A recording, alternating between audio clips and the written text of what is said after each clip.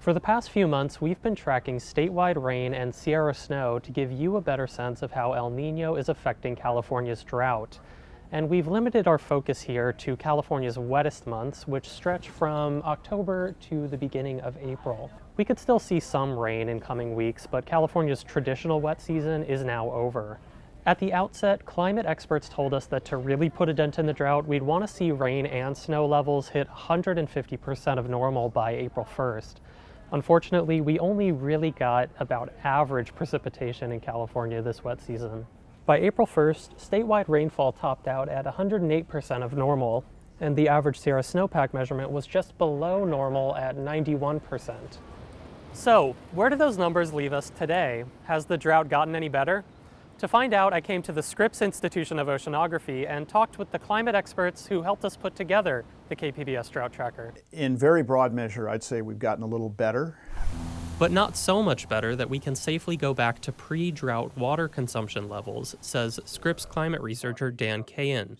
He says El Niño rains have filled some major reservoirs in Northern California, but precipitation was not evenly distributed throughout the state, leaving other areas fairly dry. In this case, the West Coast distribution of precipitation, wet in the north, dry in the south, was pretty much topsy-turvy of what we expected. The U.S. Drought Monitor shows that about 75% of the state is still in severe drought or worse.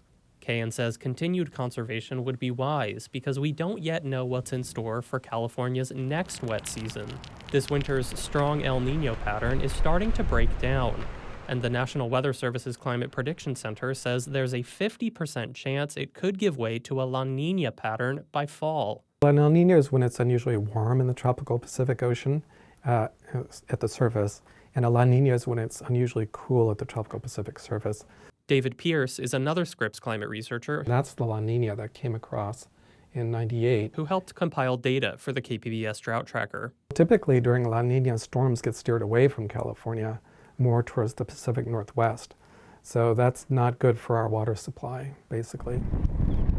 If we are headed for a strong La Niña, California could be in for another year of drought. But you can see this developing. Pierce has seen some signs of a budding La Niña pattern, but he says it's still too soon to predict whether it will set in. So right now, a majority of the models are showing we might go to La Niña conditions. I personally think it's pretty far out to say that with any certainty. What we do know about the next few months is that current snow levels won't pull us out of the drought. This is going into the fourth year of below average or way below average snowpack. The Sierra snowpack, which provides about a third of California's total water supply, never quite got to 100% of normal this wet season. Dan Cahan says that's in part because temperatures in California were relatively high at various points this winter. And of course that makes for rain instead of snow and tends to melt snowpack a bit earlier. This winter wasn't quite as warm as past winters in the drought, but it was warm enough to affect snowpack growth. Cahan says this could be a preview of how global warming affects the Sierra snowpack in the future. This is what temperatures look like in the state. He showed me a model estimating that for every degree of Celsius in warming, California will lose about 20% of its April 1st snowpack.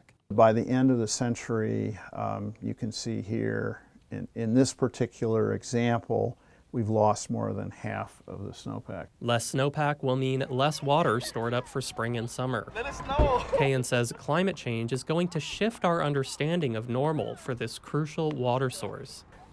It's going to be a different form of water management that we're confronted with. So what have we learned from the KPBS Drought Tracker?